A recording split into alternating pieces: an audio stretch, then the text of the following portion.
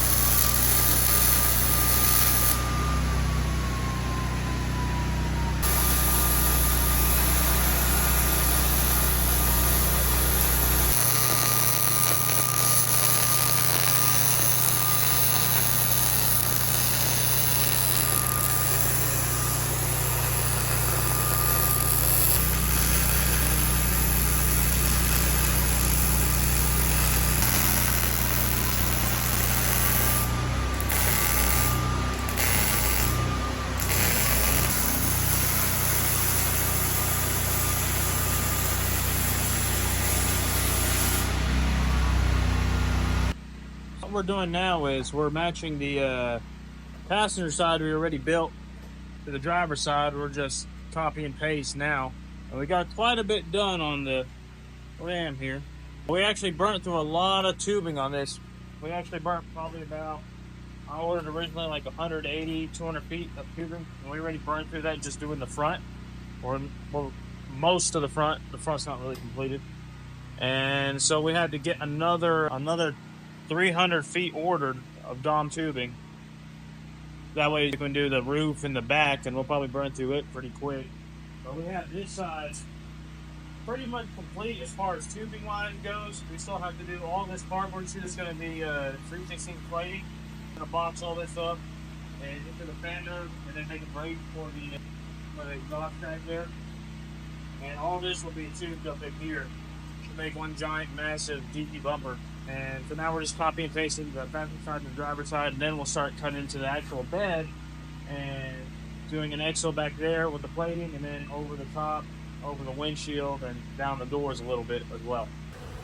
Here we started the plating process in between the tubing, which this is 3/16 thick. That sucker is thick, and she's coming out pretty clean. We're about to do full seams all the way through and locking that in. She's gonna be beefy. Right now we're waiting on a load of tubing because we got one more piece right here on the edge to add. This piece here. This front piece took 160 feet of tubing, which I thought I was gonna do the whole truck in 160 feet of tubing. But here we are. One fender is probably gonna take the amount of tubing we use on the front, one fender on the back. I ordered 300 more feet of tubing, and hopefully that'll be more than enough. But we still got to do the roof and the split bar down the windshield and the rack above the bed, and a lot of stuff we got to do still with tubing. 300 feet, maybe not enough, but I feel like it'd be 80% of what we need. How do you want to do the plating on it? You want to go like one piece here and then do it right here, block this off like that, or you want to go one piece, come in a V like this here? Oh, that's interesting. Originally, that's what I was thinking, is plate here, like that, into that. That would look cool. Or it wouldn't be the worst thing in the world if we plated this right here and just had it boxed like that right there. You could, depending on for what you wanted, we could, like you said, V it here, but find a center point and V it all the way up to this piece. I mean, what we do on there is we wouldn't even put a piece of tubing. We could just, if we V it, we could just put some of that 1/4-inch flat bar. I think it'll be even better. It'll be a lot easier, quicker. And we just have to get that last piece on that tubing right there on that last tooth. Right. We doing the V, I don't know how it would work out on the centerpiece here, though. I could do some little cutouts. Take a short few minutes to put it in there and tape it on there and see what it looks like. Let's do this. Let's go. This will be easier. We'll just do plate, and on this side plate, box it right here, and then plate, and then I think that'll look better. It'll look like a giant fork. It will. Like the teeth of a bucket. Right. And it'll be a lot easier than trying to get that angle and that V right there. And so we're just waiting on the last headlight little frame thing. This is about finished up until you start doing the rods. Yep. That's all that's left. It's not hot, I don't think. No. That and the little mountain brackets. Now we do plates, and then we do the spikes, and then plates on the fenders. I think we got one more piece of tube on this side, right? Or no, is this done? You just had to. No, that's done with tubing. We're just waiting on tubing to finish this, and then we'll tack the plates in, pull it off, weld it, test fit. Then we'll go to the back and start cutting out all this. I think when we come to the back, I think we're just gonna just chop the whole entire. This will be, I think. We'll have to leave the main part of the body and Wait. out where we want the pipes. Shoot, I would just hollow out the whole, just an inch. The only thing we'd leave is just literally take a saw here, just chop all that, and just outline it to the very top, and then tube it, and then we'll do structure on the bed, and then remove the whole entire shell, and use the actual bed part still, and tube against it into the chassis, and it'll be a lot stronger. Then after we can make this, then we'll connect it over the top. How does that sound? like fun.